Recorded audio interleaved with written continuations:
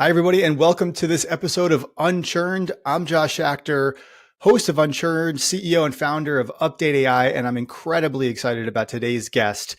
Today's guest is Bill George. Bill is currently an executive fellow at Harvard Business School. And Bill, I want to learn what executive fellow means. Oh, it's an amazing title.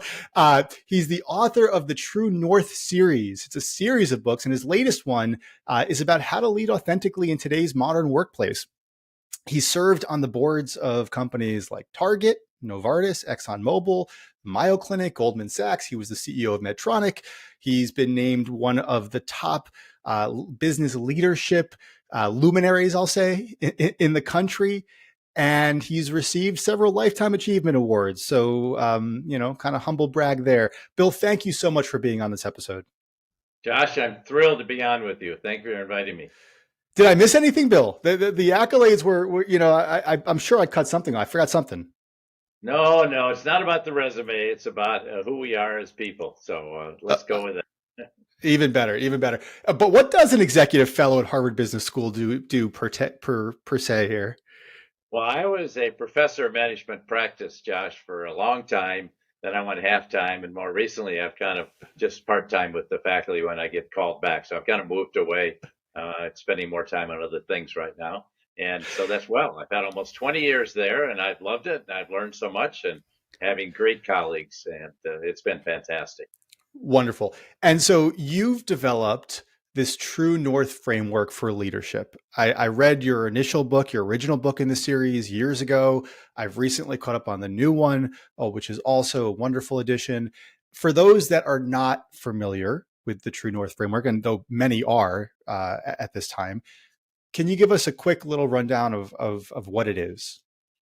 Josh, your true north is who you are at your core level. It's your moral compass. And I think we focus too much on what we are. We live in an identity society. What's our race, religion, national origin, gender, sexual identity? I think we need to focus on who we are as people because all those external things don't tell us much about it. But I think to do that as individuals, we have to process our life story, really dig deep into who are the influencers, our parents, coaches, mentors along the way, experiences. And then I think one of the most significant things we talk about are crucibles. It's that most difficult time in your life when all the pretense is stripped away, you got fired from your job, or you had a healthcare threatened, or you lost a sibling, your parents got divorced, or even something as simple as you got rejected by a girlfriend or boyfriend. These things, unfortunately, become, well, for whatever, they become very important in life, and they often shape your future career. Sometimes, if you don't process it, you'll be repeating the same mistakes when you're in your 40s.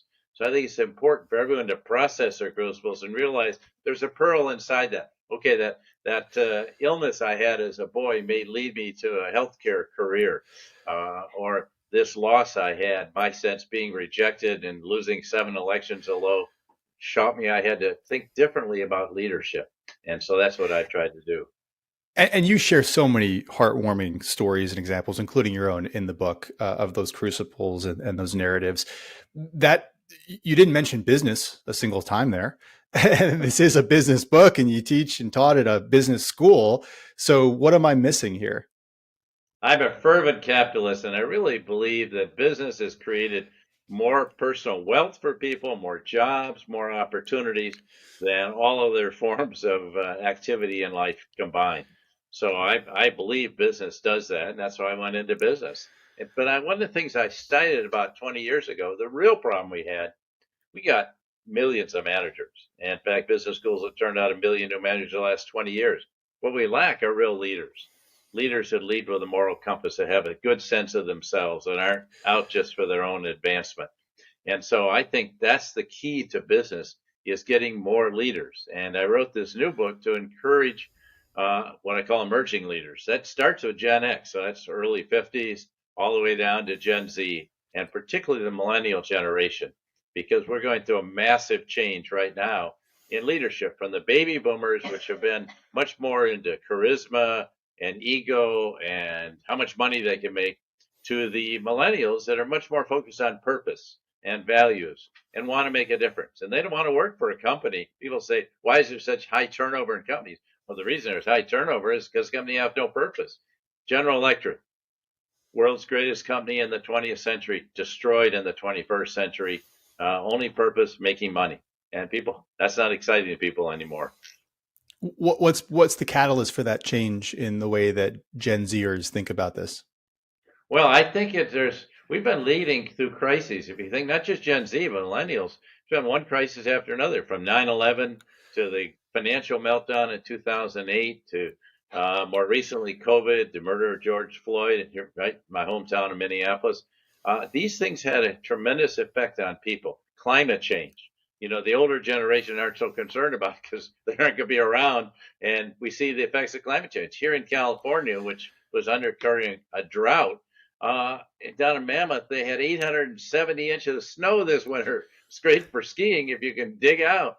But the point is, it really has disrupted everything. So I think younger people, the millennials, are really concerned about this, and they see that the old style of management. No one today wants to work for a power-driven egomaniac type of leader who is just interested in having you to make them look good.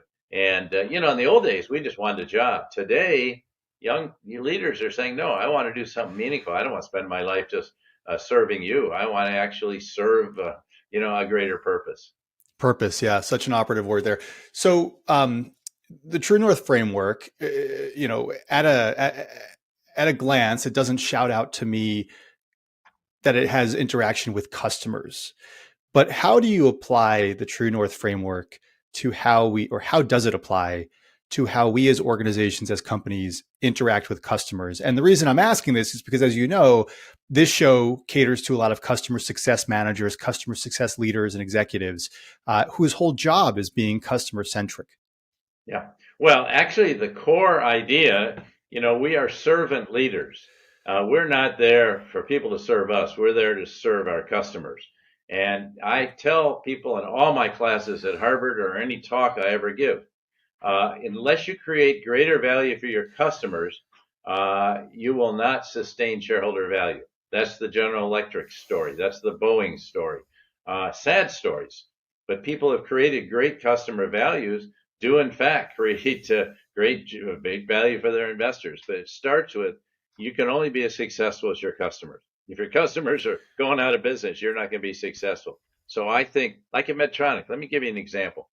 We shifted our whole focus. And just for reference, you were, just so everybody knows, you were CEO of Medtronic for over a decade, right?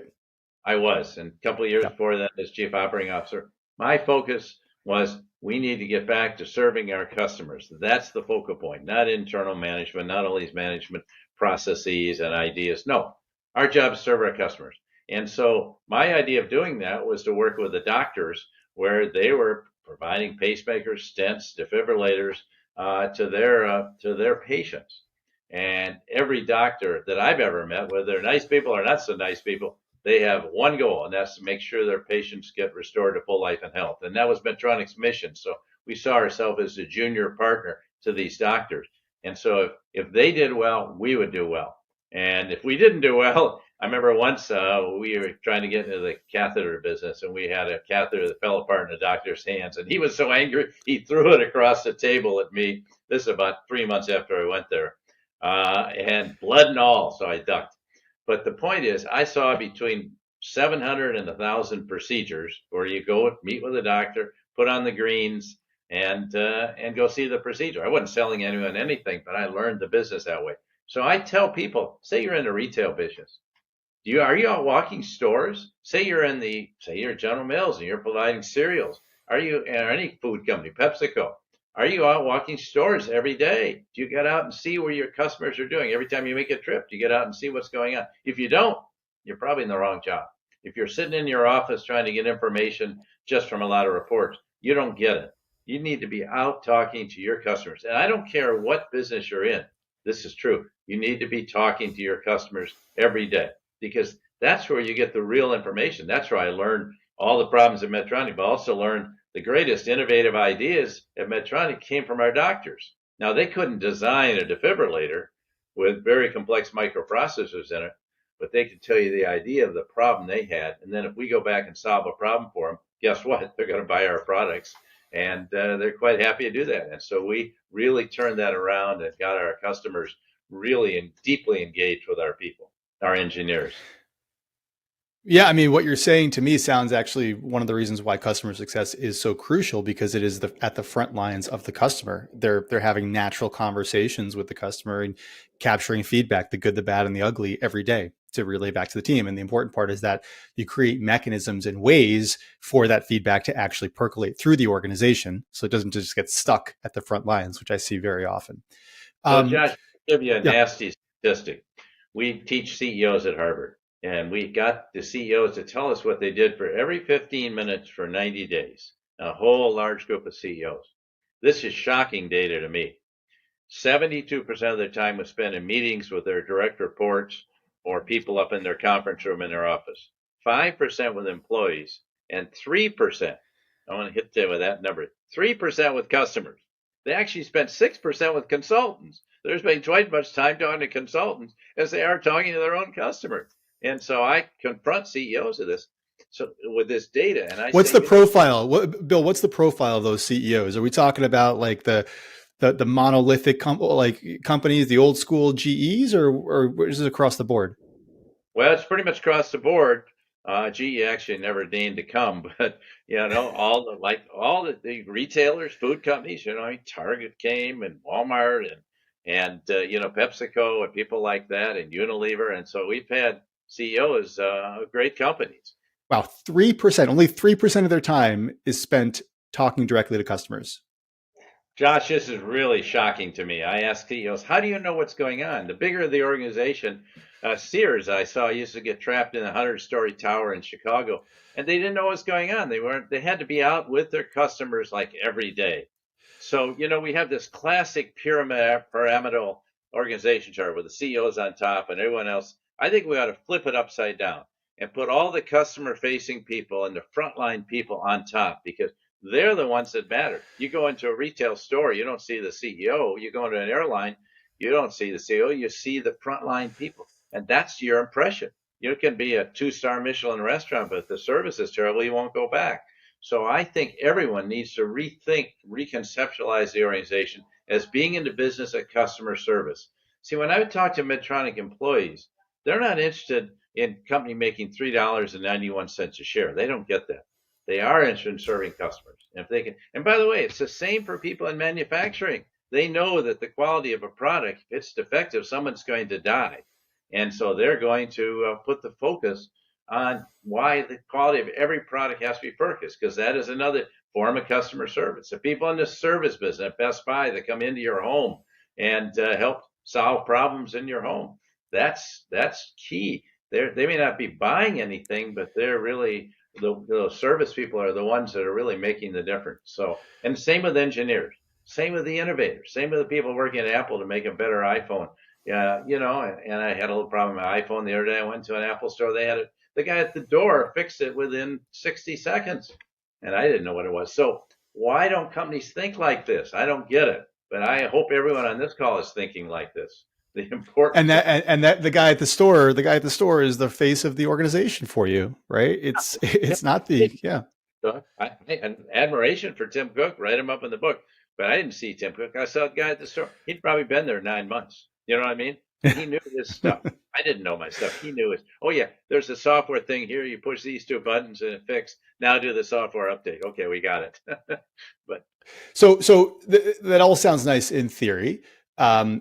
Inverting the pyramid, tactically, practically, how do you make this happen? And maybe how did you go about doing that with Medtronic? well, first of all, I role modeled it. Second of all, we put the emphasis on everyone on serving customers, being out there with them. And at every meeting, say we had a new product meeting, how does this going to help our patients? In this case, help our doctors serve our patients. Is it going to make their jobs easier? Can they be more effective? And in budget meetings, corporate staff comes in and says, "Okay, we want to add another person in regulatory, or another person in quality." Really, is that going to help us serve our customers better? That was the question we always asked. Demonstrate to us how this will be better customer service. And that Yep. turned around the whole company. And as we grew, we not indoctrinated, but we brought people along with us because the company's gone from like 4,000 up to 90,000 today. So you got to bring a lot of new people along. When I look at your book and when I read your book, for me as the CEO of a small company, I think to myself, oh, this is great. I can tell my founder's story, my crucibles that I've gone through. I can set the tenor of our moral compass and have that percolate through the organization. So I get it as like a business leader, so to speak. As if you're an individual contributor or you're a team leader, but you don't really have mandate over the entire organization, what can you do so that your true north has an impact? Well, you can, yeah. First of all, I think everyone in your organization, everyone in a large organization should think of themselves as a leader. And I know I've had people that worked on production lines at Medtronic that thought they were quality leaders because they were the role model for everyone else. They did the training, no direct reports. So I think we need to get away from this notion, how many people you have under you, what are your revenues? I really oppose that. And you can make a difference. You can make a difference with customers who you're in contact with them. You can make a difference in the kind of esprit of your own organization. You can ask the right questions in a business meeting. Have we thought about, is this going to make our customers' lives easier or harder? You can do that. You don't have to have a management title to do that. And that's what really makes it. And you can, but that's the mission of the company. Medtronic's mission is basically to serve patients and to restore their full life and health, and to partner with doctors who do that. But every mission should focus externally, not internally. The problem we got in business, we're too focused internally, too focused on running spreadsheets and numbers and all that. That's interesting. Customer research is interesting, but you have to trust but verify. Did it really work? And I said to the CEO of one very large retailer, I said, you say you don't have time to be with the customer. You ever go into the bathrooms in your stores? Because I tell you, a lot of your customers go in there and they see how it looks. That's what matters. You have to experience it yourself. And you're saying even if your true north is not necessarily completely compatible, or compatible might be the wrong word, but congruent, maybe that's the same as compatible, but it's not the same as the true north of the company, you can still establish your own true north and your own operating principles and morals that you stand by. And ideally, those are customer centric and external compasses. You just hit the key thing. Is my purpose aligned with the purpose of my organization? And then I ask the question, if it's not, what can I do to bring it in greater alignment? Don't just quit. What can I do to get greater alignment? I find my place in this organization.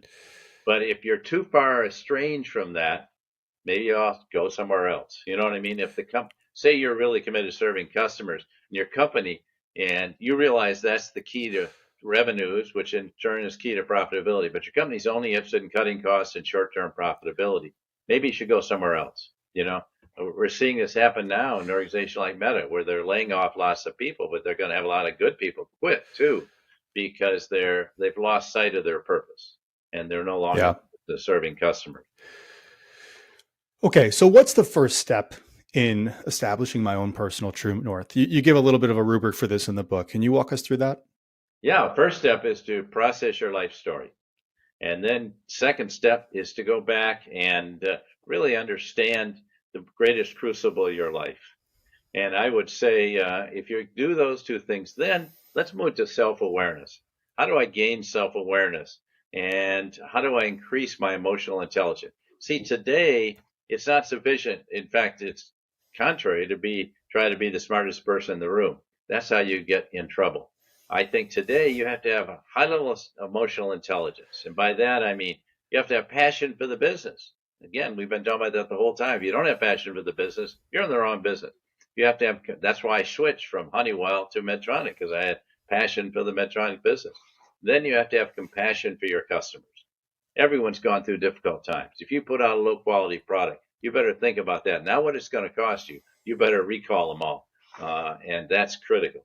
Third, I think you need to have real empathy for your employees. People have gone through difficult times. And I think you can inspire them around an external purpose like serving customers. If you just try to inspire them around the hours you work or the processes, it's not going to get there. And then finally, I think you have to have courage to transform your business. because businesses change over time, customers change over time. And that's a quality that a lot of great leaders, a lot of great managers lack. So they never become great leaders. So if you have those qualities and realize today you have to lead with your heart as well as your head. Yes, you have to do the analytics. You want to look at the data. You want to make critical decisions. At the same time, you have to have all these qualities with a heart. It's so important. Bill, I want to leave us with this last question. What's your true north? My true north is helping people reach their full potential. See, actually, I always thought of myself as a leader. I led organizations for 35 years.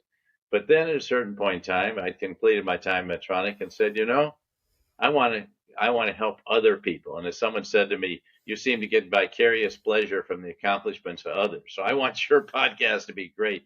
I want the people I'm mentoring, I want their companies to do great, and I want them to succeed. But I see a lot of people not reaching their full potential. So I can be very challenging and asking, why don't you step up and do this? Have you thought about that? You could bring a better game to it. So that's been my goal, is to help people reach their full potential. And if we do that, we're going to have great organizations. And I see that. I see that true north in you, and obviously in your background, and all the people that you've taught, and just in your spirit, and how you've interacted with me in this brief conversation. And I assume that also means that your true north can change over time. Is that Not so correct? much.